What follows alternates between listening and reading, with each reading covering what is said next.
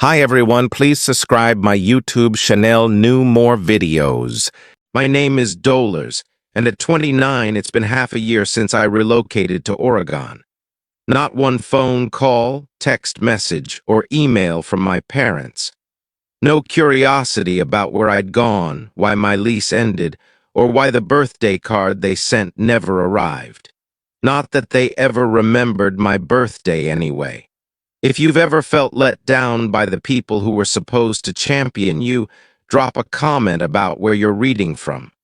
I can still picture that final day in Arlington.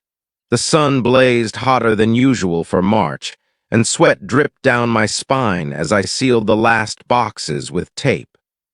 Jasper hefted a crate of kitchen gear with a groan, while Ray pressed down the edges of my suitcase with her knee. My one-bedroom apartment was nearly empty by then, just piles of cardboard and a thrift store armchair I didn't bother selling. "You sure you're not gonna tell them?" Ray asked, wiping sweat from her brow with her sweatshirt sleeve. I glanced up from labeling a box bedroom, donate. "They haven't asked where I live in 3 years. Why would I tell them I'm moving?" She didn't push back, just shared a glance with Jasper, who mumbled, "Still blows my mind." It didn't surprise me. It was par for the course, predictable. I'd been the extra in their family photo for as long as I could recall. Quiet, unseen, only valuable when I served a purpose. Callum was the star, the focus, the reason the spotlight glowed. I was just scenery. The U-Haul we rented groaned as we loaded the final box. I slammed the door shut with both hands, pressing against the metal until it latched. For a moment I stood there, staring at the place I'd called home for nearly a decade, not because it held memories, but because it held absence. "Ready?" Jasper asked, twirling the keys around his finger. I nodded, more than ready. The drive to Ashland was long and still. I watched the scenery shift outside the window, from urban grime to towering redwoods, from cluttered to open. By the time we reached Oregon, something inside me started to unravel. My new apartment wasn't anything fancy. One bedroom, a slightly dated kitchen, a small balcony facing the trees, but it was mine. Truly mine in a way nothing ever had been. I hung my own pictures, arranged my desk just how I wanted, cooked proper meals without anyone dismissing or ignoring me. I woke early, logged into work, watered the herbs by the kitchen window. Jasper and Ray stopped by every other weekend. Edith, my grandmother, called every week like clockwork. No one else did. That was what made me chuckle some nights. Not a bitter laugh, but the kind that echoes in an empty room. I had vanished, and no one even noticed. Not until last week. When the phone rang and the name flashed, I didn't pick up right away. I just stared. Theodore Rhodes, like a relic from another life. I answered on the 4th ring. His voice came through sharp, annoyed. "You need to come back next weekend?" I should have guessed what that call meant. The flatness in his tone wasn't concern or confusion.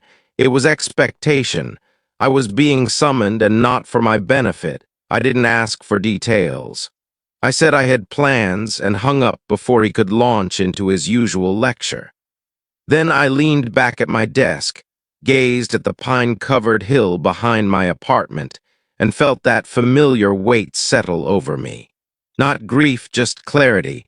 This was how it always was. When I was 8, I made the honor roll for the 3rd time in a row. I set my report card carefully on the kitchen table where I knew my mom would sit with her coffee. She glanced at it once and said, "Nice work, sweetie," without looking up from her phone. That same week, Callum got a C+ on a math test and still got to choose dinner. The year I won first place at the regional science fair, I brought home a trophy as tall as my torso. My teacher had pulled me aside that morning and said I should be proud. I wanted them to be, too. At dinner, I set the trophy on the counter. My dad said, "Let's not make a big fuss, Dolores. Your brother's got finals." That was the year I stopped bringing awards home. By the time I was 17, I knew I'd be footing the bill for college myself. I got into a state university with a scholarship, worked 2 part-time jobs, and stopped going home for holidays. It was simpler that way. Cleaner, I graduated early, moved into a shared apartment, took whatever freelance gigs I could find. My resume grew faster than my social circle, but I was okay with that. Work was something I could control. Work didn't forget me at the dinner table. Eventually, I landed a job with a cybersecurity firm in Seattle. Remote, flexible hours, full benefits. I've been there nearly 3 years now. My boss said I had a talent for untangling messes other engineers missed. My bank account had commas in it.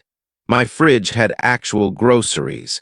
My inbox had a pre-approval letter from a mortgage broker. I was 29 and finally thinking about buying a house. Nothing fancy, just mine.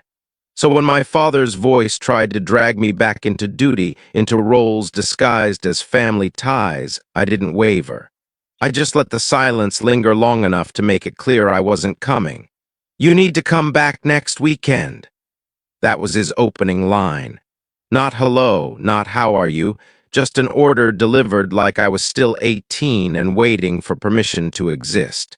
I leaned back in my chair and stared at the ceiling. "Why?" There was a pause. I could almost hear him rolling his eyes through the phone.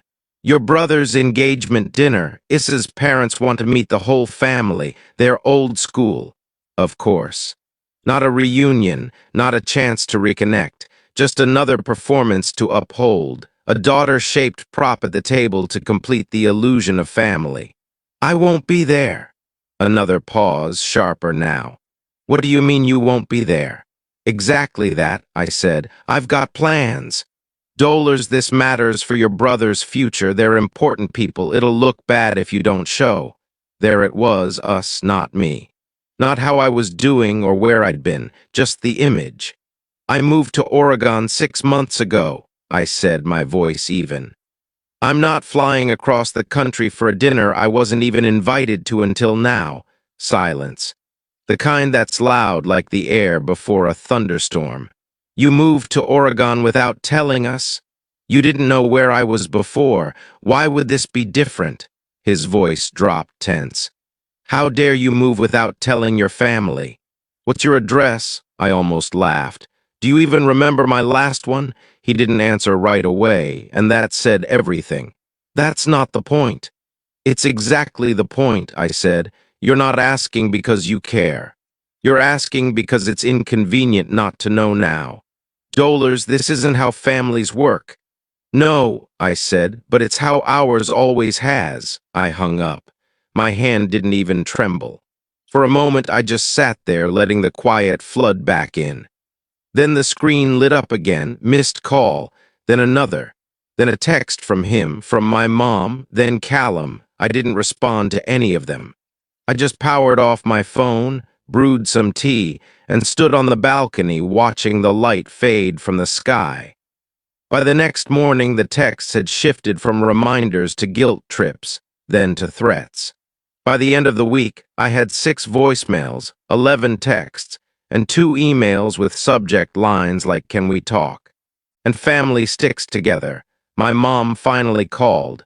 Her voice was strained, like she was trying to sound kind without deviating from the script. "Sweetie, this isn't like you. You've always been so considerate. Your brother's counting on you. Issa's parents are formal folks. We need to show unity." Unity, a word that means nothing when it's only used for show. "I'm not going," I said plainly. "Dolores, don't make this hard." "I'm not. I'm being honest," she sighed, exasperated. "It's just one dinner. You don't have to stay long. Smile, say a few words, and then you can slip away again if that's what you want." "You mean like I already have?" Another silence. Then she hung up. Callum tried next. His tone was softer, less demanding, more puzzled. "Look, I don't know what's going on with you and Mom and Dad, but can't you just show up for me?" I almost felt something. Almost. But I remembered all the years he looked the other way while I was ignored. "No," I said, "not this time." The next day, my dad called again. He dropped the pretense. "If you don't show up to this wedding, you're out of the will." I let the silence stretch just long enough to let him think I was considering it. Then I said, calmly, clearly, "I make more money than all of you combined." I could hear him gasp like I'd slapped him. "You're bluffing." "If you'd ever asked about my life," I said, "you'd know I'm not." He didn't reply, he just hung up. That was the last call I took. From then on, I watched the messages roll in like tides, first urgent, then pleading, then angry again. I didn't answer any of them. Instead, I opened a new tab on my laptop and clicked back to the real estate listing I'd saved the week before. It was still there. 3 bedrooms, cedar exterior, space for a garden. Grandma Edith called the next morning as the sky turned pink behind the trees. She never waited for permission, never checked if I was free. She just called, and I always answered. "Hey, sweetheart," she said, her voice warm with that blend of kindness and wisdom. "How's the air out there today?" "Cool and calm," I said, "just how I like it." We chatted for a few minutes about the lavender I'd planted on the balcony, about the deer that sometimes wandered behind the apartment. Then she paused. "They asked me to call you," she said, not apologizing, just stating it plain. "I figured," I said. "Let me guess, convince me to come back and play the part." "They didn't say it like that, but yeah," she said. "Your mom's been pacing, your dad's in a mood. They're panicking because they miss me." She hesitated just long enough. "Because Issa's parents are watching and asking questions." I laughed quietly, of course. My worth had finally surfaced, tied to someone else's expectations. "I'm not going, Grandma." "I know," she said. "I wouldn't either." That's why I always answered her calls. She didn't sugarcoat things. She didn't make excuses for them or pretend the past didn't happen. She remembered my birthdays, sent me postcards from her little trips, asked about my job, and actually cared about the answers. She was the only one who ever saw me for more than what I could provide. "I just wanted you to hear it from someone honest," she said, "not because I think you owe them anything." "Thank you," I said. "Are you okay?" "I am," I said, and I meant it. "Really?" I stayed on the phone with her until the tea in my mug went cold. She asked about the house I was eyeing and whether I'd paint the walls or keep them bare. We talked about furniture and fruit trees and things that had nothing to do with duty. By the time we hung up, the sun was warming the windows, and I'd already pulled up the mortgage calculator again. The wedding day came and went without me. I spent the morning on a trail just outside Lithia Park, winding through tall trees and early spring blooms. The quiet out there wasn't hollow, it was hard-won. I didn't check my phone. I didn't wonder what was happening across the country. I breathed deeply, let the breeze swirl around me, and kept walking. When I got home that evening, there was a missed call from Grandma Edith. I called her back before even kicking off my boots. "Hey, sweetheart," she said. "You enjoying your mountain air?" She sighed softly. "Well, the wedding happened." I waited. "It was tense," she said. "The kind of tension that looks polite but makes your shoulders ache just being in the room." "Sounds familiar," she chuckled. "Your parents tried to hold it together, but your mom couldn't stop fidgeting. Your dad barely said a word. Issa's mom kept looking around like she was waiting for someone." "Me?" "Yeah, and when she realized you weren't there, she asked why." I closed my eyes, letting the moment sink in. "What they say?" "They tried different stories. First you were sick, then work called you away, then you were at some conference, all lies. Issa's mom saw right through it, you could tell by her face." She pressed harder. "Asked why you weren't at the engagement dinner either. Asked why she only learned you existed a few weeks ago. And apparently she had a private talk with your mom after the rehearsal dinner. No one knows exactly what was said, but your mom came out looking pale and quiet. I think she got called out." I almost smiled. "What about Callum?" He looked distracted all night, kept glancing at the door, barely smiled. Issa looked upset through most of the ceremony. I don't think she bought the family image they were trying to sell. I sat at the kitchen table, letting that settle. Not out of spite, just the quiet satisfaction of truth catching up to the facade. They still think this is about a dinner, I said. I know, she replied. But Issa's parents saw it, the imbalance, the gaps, the hurt. We talked for another 10 minutes about nothing much. After we hung up, I opened my laptop and scrolled through new listings. The house I'd been eyeing was still available. I saved it again, just in case. A week after the wedding, Grandma Edith called again. I was unpacking a box labeled kitchen, fragile when her name lit up the screen. They're still talking about it, she said, no need to clarify what. Issa's parents? Yeah, they've asked Callum directly now why you weren't there. Why no one mentioned you until the last minute. Why you vanished. And what'd he say? He tried to brush it off at first, but I think he's starting to see it's not going away. Issa's mom doesn't like being misled. I set down a stack of plates and leaned against the counter. Is the marriage already shaky? They're strain, she said, the kind that doesn't vanish with a honeymoon. I didn't feel joy. I didn't want things to crumble for him. I just felt calm, like watching ripples spread across a lake after tossing in a pebble. They've started asking around, Grandma said. Your parents trying to find out who might have your new number, your address. They even asked me again. You didn't tell them, right? Of course not. I told them if you wanted to talk, you would. I exhaled slowly. Thank you. They're nervous, she went on. Not just about you, about what Issa's parents might do, what they might say, what this could mean for Callum's future. They're worried about damage control, I said. Not about me? Yeah, she said softly, but they're starting to see this doesn't just go away. The way they treated you, it left scars. I looked around the small kitchen. Sunlight on the counters, fresh dish towels by the sink, a window above the stove overlooking a row of pines. This wasn't just where I lived, it was mine. They're the ones who vanished, I said. They just didn't notice until someone else did. She didn't reply right away, but I could feel the pride in her silence. The kind that didn't need words. That night, I finished unpacking the kitchen and lit a candle by the sink. The house already felt like home. It came in a plain white envelope. No return address, but the handwriting was unmistakable. My dad's stiff, precise script, like he thought neatness could erase the past. I stood by the mailbox for a long moment, the envelope heavy despite its lightness. I didn't bring it inside. I walked to the fire pit in the backyard, lit a match, and let it fall. The paper curled, blackened, then turned to ash. I already knew how it ended. The next morning, I signed the final papers for the house. My name on every line, no cosigner, no strings, just mine. Jasper and Ray texted about flights for next month. They wanted to see the place and help me plant the first flowers. I'd already cleared a corner of the yard for tomatoes and herbs. That evening, I enrolled in a graduate course in digital forensics.